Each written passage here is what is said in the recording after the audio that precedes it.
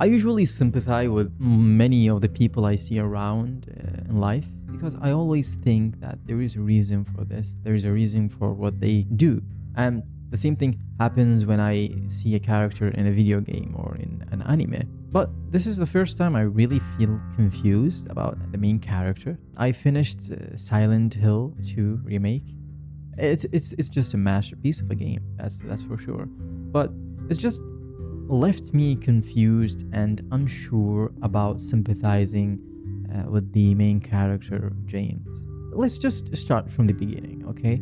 Let's talk about it step by step, about the development of James and the conclusion that the story has reached. So basically, when you begin the story and you see James, you see that poor man who's looking for just a small hope in finding his deceased wife, and he receives a letter from her that she is waiting for him in their special place. That's what we see at the beginning of the story.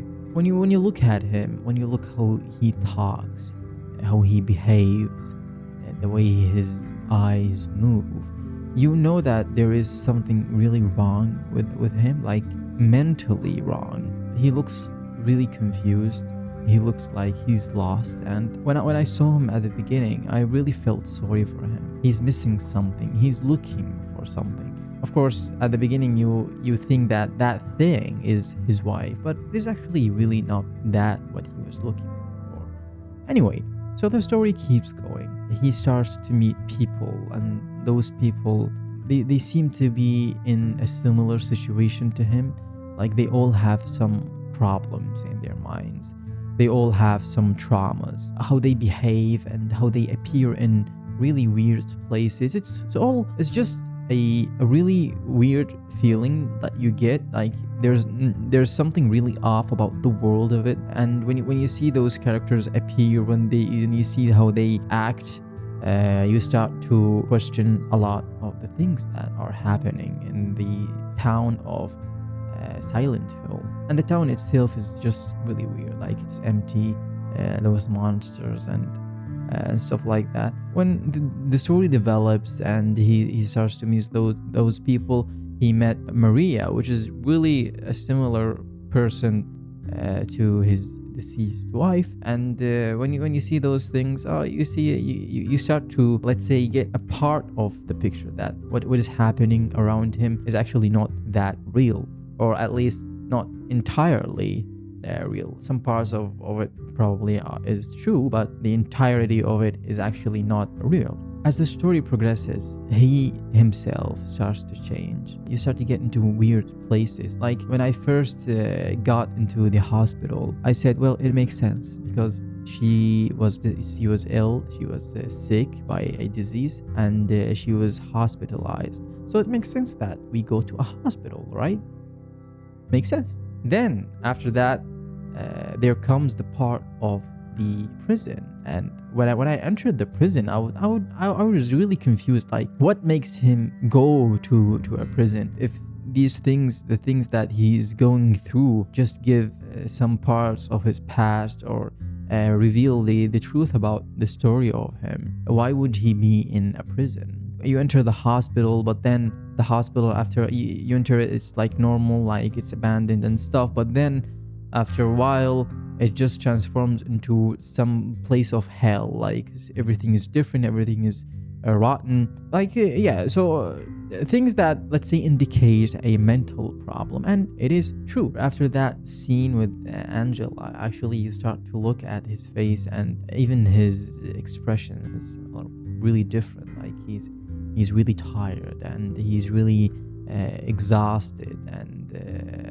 so it was really cool to see that part. Things become almost certain that there's a problem with his mind. Once the part where he sits, he finds a recording, a tape, and he watches it on a TV, and things become quite clear.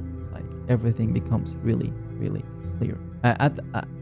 Up to that point, I was really with James. I really felt sorry for him. I really wanted him to be, let's say, to be happy. I wanted him to find his wife, or at least come into terms with her not existing in the world. But then that scene came and we learned the truth, like the one who killed Mary, the one who killed his wife, is actually him, James. James killed his wife, and the reason for it was just because he was really tired of her. He was really tired of having to deal with a wife who was sick with a disease that doesn't seem to be curable. We reached the ending. I got the in water ending, and James then, because of the guilt, because of what he has done, he couldn't bear it anymore, and he just took his own life by drowning. And when I saw it, I was like, wait, why? There's something really off. And the thing that is off is about my feeling towards him. Like, does he really deserve that kind of death? Like drowning? There's even an ending that's called Leave. It's even worse. Like, he actually gets out of Silent Hill and he continues his life. But then I would ask myself, doesn't he deserve a bit more of a punishment? Like, the reason for him to kill his wife was just, I would call it just a shitty excuse. Like, yeah, you're tired of her, you don't want to see her, you don't want, just leave her and go away. Why would you kill her? And that hatred he felt at that point, at that time, that hatred to his wife was the reason for him to actually kill her, and to kill someone because of hatred, and even and that hatred is not for a really good reason. She's not sick because she wanted to. It's just happened to her. I talked to my friend about it, and we both agreed on that. We didn't know how to feel about him. He needed a bit more of a punishment, and death was actually not a punishment. I thought he would just be stuck in a loop, that like an unending loop of going around the same process and learning about the truth that he actually the one who killed his wife. And I think such a loop like that is just a lot more, like, it's a lot harsh on him. It's like being stuck in hell, and that was his hell. So yeah, it's really weird, and everything that I talked about, it just means the game is just a masterpiece, and the fact that it made us feel like that, made us think about the main character and his motives, and whether he deserves to be alive or deserves to die. Actually, it's just a mark of a brilliant and well made story and a game overall. Everything about it was just fun and really great.